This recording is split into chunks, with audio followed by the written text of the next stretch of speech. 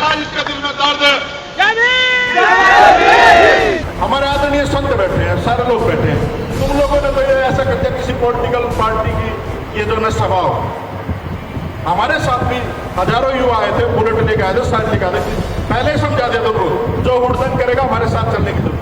हमें क्वालिटी चाहिए, क्वांटिटी भीड़ तो गधों की होती है भाई, है ना। क्वालिटी, हम लोगों को क्वालिटी चाहिए और क्वालिटी बहुत कम लोगों में होती है। बहुत कम लोग इस देश में नेतृत्व करने के लिए पैदा हुए। ये समय तय करेगा और ये जो समाज है ना, ये आईना है, ये हर आदमी को जानता है। लेकिन आज यहाँ पर सारे वाल्मीकि जाति के लोग या चमार जाति के लोग या जो बहुजन समाज के लोग इकट्ठा हो, सारे के सारे एक मन करके इकट्ठा होकर के, ये ना हो कि कुछ लोग रविदास मंदिर की जो लड़ाई में जेल में बैठे, मनजीत नोटियाल जैसे लोग जिन्होंने लड़ाई लड़ी और कोई उनकी लड़ाई नहीं लड़ता। लड़ाई सबकी लड़नी पड़ेगी, दिखावे की राजनीति नहीं करनी। जिनको राजनीति करनी थी वो लोग निकल लिए। अब यहाँ वो बैठा जिसके दिल में दर्द है। जय भीम। मैं उमेश करुणा और आप देख रहे बहुजन हलचल। बहुजन समाज जो 85% बहुल्य आबादी बोली जाती है और बहुजन समाज के अंदर विभिन्न जातियां हैं। यदि हम बात करें केवल एससी की, एससी समाज के अंदर विभिन्न जातियां आती हैं और जिनके अंदर आपसी विवाद रहता है। यदि हम बात करें परसों की, यानी 31 अगस्त की, 31 अगस्त को हम हरियाणा के यमुनानगर में गए थे, वहाँ रिपोर्टिंग की थी। हरियाणा के यमुनानगर में रमन वाल्मीकि को लेकर बहुजन महापंचायत का आयोजन किया गया था और जिसके अंदर हमने देखा कि वहाँ पर आपसी विवाद चमार व वाल्मीकि समाज को लेकर, एक तरफ चमार जो जय भीम कर रहे हैं और दूसरी तरफ वाल्मीकि समाज जो हर हर वाल्मीकि की बात कर रहे हैं, हर हर वाल्मीकि, हर घर वाल्मीकि, ऐसा कुछ लेकर विवाद का एक माहौल बन गया था। हम पूरा मामला आपको विस्तार से बताते हैं। यहाँ से गए हम हरियाणा के वाल्मीकि आश्रम में और वहाँ पर वाल्मीकि समाज के तमाम लोग थे, केवल एक ही कम्युनिटी के, वाल्मीकि समाज के। और वहाँ पर जो आपसी चर्चा हो रही थी, इंट्रोडक्शन हो रहा था, वहाँ हम भी थे, वहाँ पर हम भी बैठे हुए थे। और वहाँ पर जो एक शब्द ऐसा सामने आया जिसको सुनकर हमने अनसुना कर दिया और हमने किसी से बहस भी नहीं की। शब्द था कि यदि हमारा कोई दुश्मन है तो वह है चमार। ये बात कही वाल्मीकि समाज के कुछ युवकों ने। युवक का नाम भी हम बता देते हैं आपको, राजू करके कुछ नाम था। और वहाँ पर एक स्वामी भी बैठे थे, स्वामी सूर्या सतीश जी, जिन्होंने उस बात को, उस मसले को हल भी किया, लोगों की जो थिंकिंग है उसको समझाया।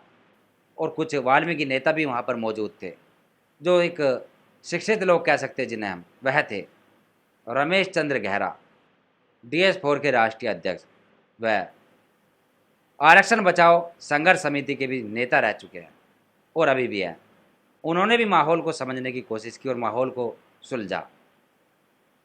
वहीं हम आपको बता दें, उसके बाद जाते हैं हम यमुनानगर, जहाँ पर रमन वाल्मीकि का आवास है और उसके आसपास में ही एक पंडाल लगा हुआ था, काफ़ी बड़ी वहाँ पर व्यवस्था थी। वहाँ पर चंद्रशेखर रावण को भी आना था और वह आए। उससे पहले हम आपको दृश्य बताते हैं कि क्या हुआ वहाँ, जो हमने खुद देखा।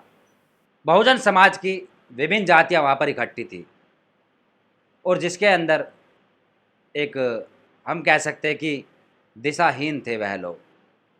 यदि वाल्मीकि समाज की हम बात करें, उनमें कुछ RSS के लोग भी थे, BJP के समर्थक भी थे और जो उन्होंने माला पहनी हुई थी, फटके पहने हुए थे, वह भी कलर भगवा भी थे, येलो भी थे।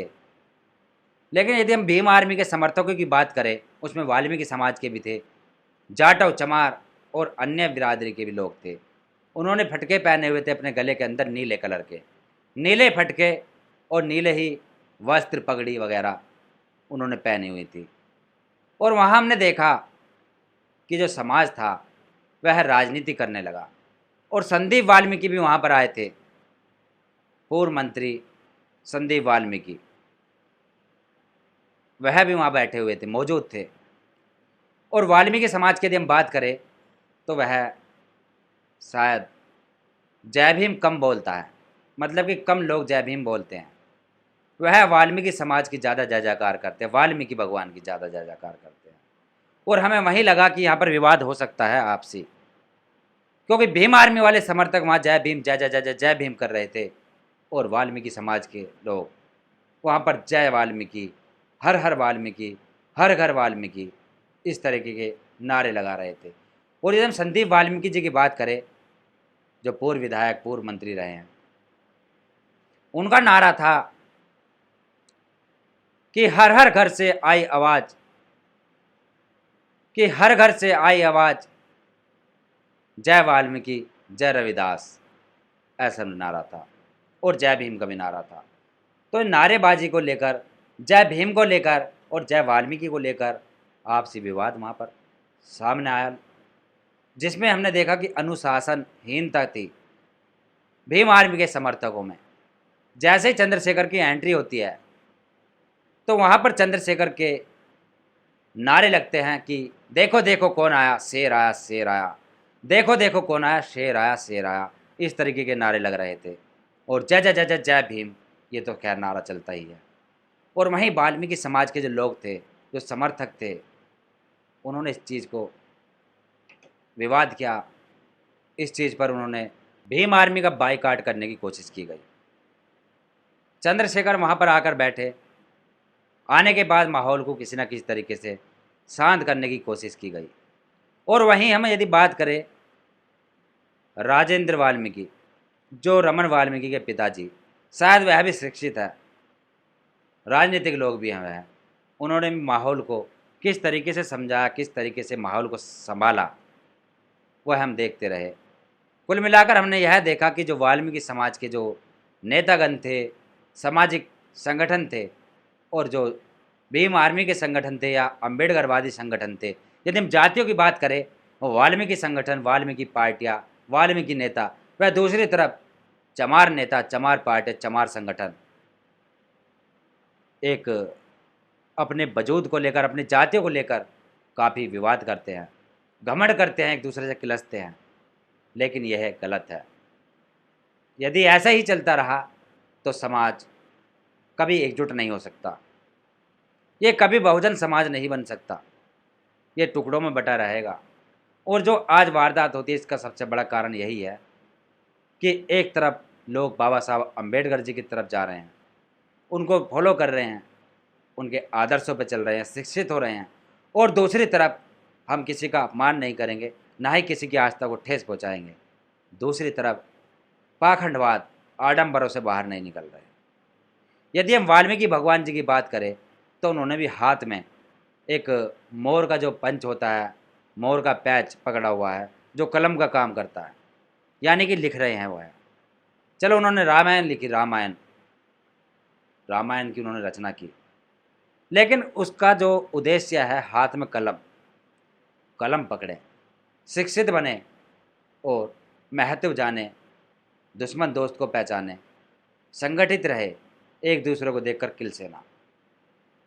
कलम की ताकत सबसे बड़ी ताकत होती है, और जो कौम शिक्षित होती है वही दहाड़ती है। यदि हम बात करें वाल्मीकि समाज के लोगों की, तो वह झाड़ू हाथ में लेकर एक रोजगार की तलाश करते हैं। यदि कुछ नहीं मिलता, संघर्ष नहीं करते इतना, बस लगता है कि एक रोजगार तो है ही अपने पास, वह है झाड़ू। और इसलिए इनका जो मानसिक गुलामी है, मानसिक विकास है, वह इससे आगे नहीं निकल पाता। हम ये नहीं कहते कि सभी लोग एक से हैं, बहुत लोग ऐसे हैं कि जो मानसिक गुलाम नहीं है, कलम की ताकत को पहचानते हैं, पढ़ते हैं, लिखते हैं, शिक्षित होते हैं, और आईएएस, पीसीएस, इंजीनियर, डॉक्टर हर लाइन में जाते हैं, यदि हम वाल्मीकि समाज की बात कर रहे हैं। इसलिए हम कहते हैं कि सभी लोग हर जाति में, हर धर्म में होते हैं, सबकी एक से तुलना ना करें, लेकिन एक परसेंटेज होती है। यदि परसेंटेज की बात करें तो ज़्यादातर लोग वाल्मीकि समाज की जो हम बात करें, शिक्षा से वंचित है, शिक्षा को महत्व नहीं समझते, और फिर बात मिलाते हैं, बात करते हैं कि हमारा सबसे बड़ा दुश्मन चमार है, हमारा आरक्षण चमार खा गया, वह इस तरीके की बेहुदी बातें होती है। और यदि हम बात करें पाखंडवाद की, तो पाखंडवाद पर इतने सवाल है कि यदि हम बात करने लगें तो वह ख़त्म नहीं होंगे। देश में आज भी जातिवाद है, गुलामी है, तो कहाँ चले जाते हैं वह भगवान, कहाँ चले जाते हैं वह राम? ये बहुत सारे सवाल हैं, हम इन पर यहीं बात को विराम करते हैं आज। तो आज का टॉपिक हमारा यह था कि जातिवाद में बटा हुआ समाज एकजुट नहीं हो पा रहा। यदि एकजुट नहीं हो पाएगा तो इस तरीके से ही शोषण होता रहेगा। ये हमारा टॉपिक था। और इसके जो कारण है वह कारण यह है कि सामाजिक संगठन व सामाजिक लोग, राजनीतिक पार्टियां प्रयास भी नहीं करती एकजुट करने के, सब अपना स्वार्थ देखते हैं। यदि हम बात करें संदीप वाल्मीकि, पूर्व विधायक, पूर्व एमपी, तो वह चंद्रशेखर रावण की स्पीच देने से पहले ही वहाँ से चले जाते हैं अपनी स्पीच पूरी करने के बाद। और स्पीच में उन्होंने जिक्र किया कि यहाँ पर समाज सभी को जानता है कि कौन गलत है कौन सही है। और यहाँ तक कि नहीं, चंद्रशेखर पर उन्होंने तीखा वार किया। रावण को उन्होंने कहा कि अनुशासन बिगाड़ने में ये लोग सबसे आगे रहते हैं और हम वाल्मीकि समाज के लोग अनुशासन को बनाते हैं। हम भी जाते हैं इनके समाज के लोगों की पंचायतों में, प्रोग्रामों में, लेकिन हम अनुशासन बनाते हैं, ना कि भीम आर्मी के कार्यकर्ताओं की तरह अनुशासनहीनता करते हैं, जैसे कि भीम आर्मी के समर्थकों ने अनुशासनहीनता दिखाई थी। बहुजन महापंचायत थी वह, ना कि कोई एक विशेष राजनीतिक दल की या विशेष संगठन की। वहाँ बहुजन का मतलब है कि सभी 85%, लेकिन वहाँ तो SC कैटेगरी के ही लोग थे ज़्यादा। तो वहाँ पर यह नहीं होना था कि देखो देखो कौन आया, शेर आया, जो हमने भी देखा। ये गलत है।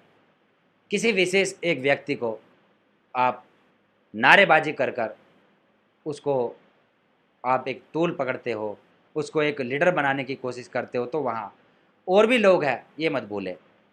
किसी ना किसी को तो पीड़ा होती है, ठेस पहुँचती है। तो वहाँ पर केवल जय भीम के नारे और केवल रविदास महापुरुष, हमारे महर्षि वाल्मीकि जी के नारे लग रहे थे। उनकी हमें कोई शिकवा नहीं है, वह अच्छी बात थी। लेकिन किसी विशेष एक व्यक्ति को आप शेर बताकर इस तरीके से सम्मानित करते हो, वह भी अच्छी बात है, लेकिन औरों का भी ख्याल रखना वहाँ ज़रूरी था। तो इस चीज़ को देखकर मन मुटाव होता है, आपसी विवाद होता है, आपसी मतभेद होते हैं। तो आगे से ध्यान रहे कि समाज के लोगों से हमारी अपील है कि कहीं भी किसी भी मंच पर किसी एक विशेष व्यक्ति को इतना ज़्यादा महत्व न दे। वहाँ सब बहुजन समाज के लोग हैं। और वह कोई राजनीतिक मंच नहीं था, वह था एक रमन वाल्मीकि को इंसाफ दिलाने के लिए बहुजन समाज इकट्ठा किया गया था, जिससे उसे इंसाफ मिल सके। लेकिन वहाँ राजनीति होने लगी, अपने आप को हाईलाइट करने के लिए, चमकाने के लिए इस तरीके की भाषणबाजी होने लगी। तो आज के लिए इतना ही काफ़ी। मैं उमेश करूणा आपसे इजाज़त लेता हूँ। तब तक के लिए जय भीम, जय भारत, धन्यवाद। अगर आप चाहते हैं गरीब हर वंचित इंसान की आवाज आप तक पहुंचे तो हमारे चैनल को सब्सक्राइब करें और बेल आइकन का बटन दबाना ना भूलें। देखते रहिए बहुजन हलचल न्यूज।